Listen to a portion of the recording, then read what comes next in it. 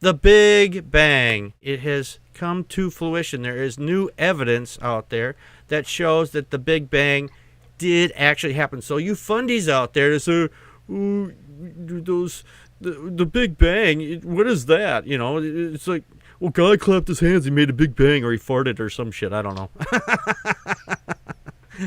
But what they've been able to figure out is that there's cosmic waves. It's microwave background radiation that's coming, throughout the universe from the original starting point. When it happened billions of years ago, the electromagnetic waves are zipping through space, basically, and they're being observed through, specialized telescopes we've put up to figure out where things are going. And finally, that these particular waves that they've found, it basically has proven that the Big Bang did happen. This is no longer not just a theory. It's almost a fact at this point. Joe, your thoughts? Yeah, I wanted to read a quick quote from the article because I thought it was really interesting.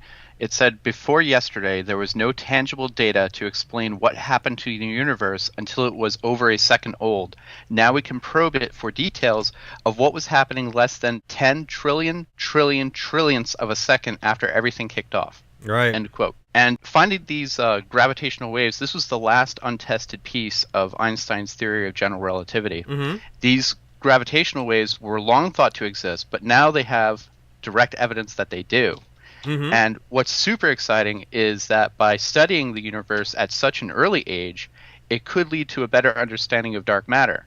And all of this could be the first baby steps to perhaps a grand unified theory of physics. Yes, absolutely. Where general relativity and quantum mechanics are somehow, fit together nicely instead of completely not fitting together at all. Exactly. Yeah, I won't sit here and pretend to know quantum physics. That's way above my head. All this stuff is so far above me. I mean, it's lots of tiny, tiny, tiny things. Yes. I have a lot of tiny things in here too, but and they do all sorts of weird things that they shouldn't do. You've been looking in my window again, haven't you, Joe? There's quantum mechanics in here, I know it. Yes. Dave, your thoughts? Oh, this is really exciting. This is, to clarify, I mean, the Big Bang itself has tons of evidence. This is the first evidence of cosmic inflation. Mm-hmm. Is that at 6.5% inflation? Never mind. I'll just ignore that. So the article calls this the smoking gun for cosmic inflation, and I was thinking about, I think this is more like the gun's recoil. Okay.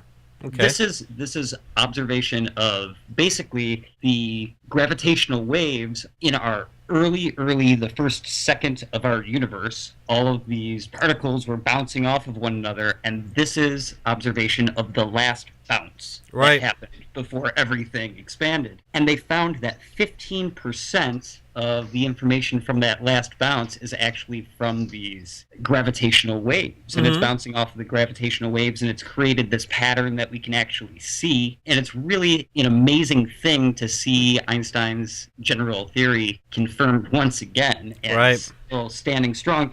And I'd like to point out that yesterday was the 98th anniversary of that theory first being published. Really? That's interesting. Yes. Nice.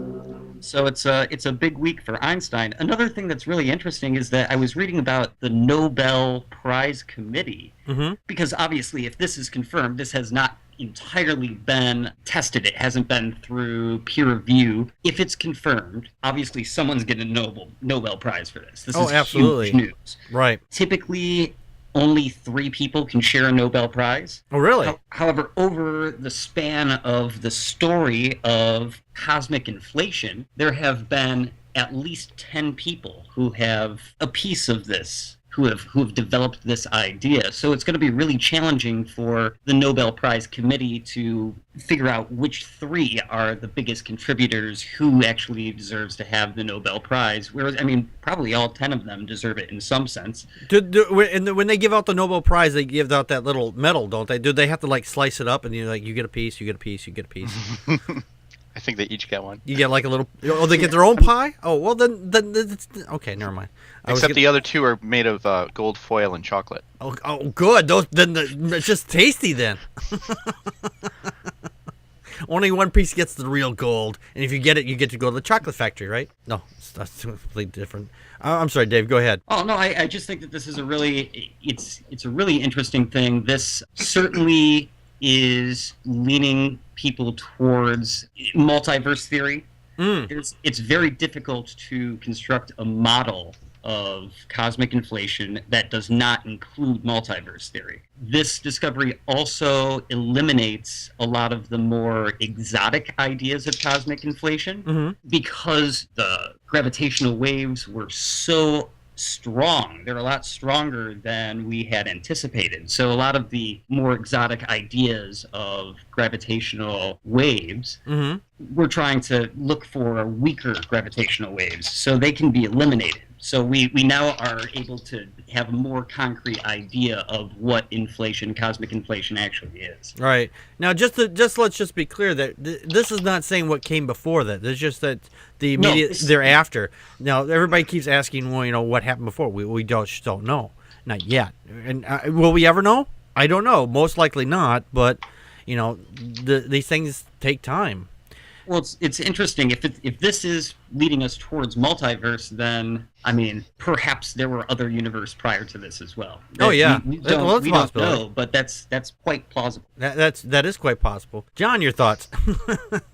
I'm not that familiar with like dark matter and dark energy, and whenever I feel I have even like a tint of ignorance to a subject, I just would rather hear or listen, as opposed to just throwing what I think out there, which wouldn't make any sense because I'm basing it on ignorance, and I don't like to do that. So yeah, I was just listening. That's okay. all. Well, do you have any opinions on this story though, or not really? I think obviously as far as the date of the birth of our universe, so to speak, let's just stay away from the multi-universe thing. I understand in a nutshell what that means, but as far as coming down to either we have a billion-year-old or billions-of-year-old universe or a 6,000-year-old universe, it's like there's no question in there for me. It's like there's no room for discussion there. So I know that wasn't brought up, but it just, like I said, I try to zip my lips when I'm just not really... No, that's all right. We're just a bunch of schmoes just sitting around talking shit. So... that's really actually an important point to bring up, that this idea that we have this old universe like that is concrete. There's no way that it's 6,000 years old whatsoever. Absolutely, yeah. And that's the thing. But beyond that, as far as like quantum physics and stuff like that in general, I have no clue what I'm talking about. So I just try to just listen and learn, so to speak. Yeah. At least it's not temporal mechanics. That class is just really hard. You get there, but you see yourself leave before you get there, and that just drives you crazy when you. But anyway. Exactly.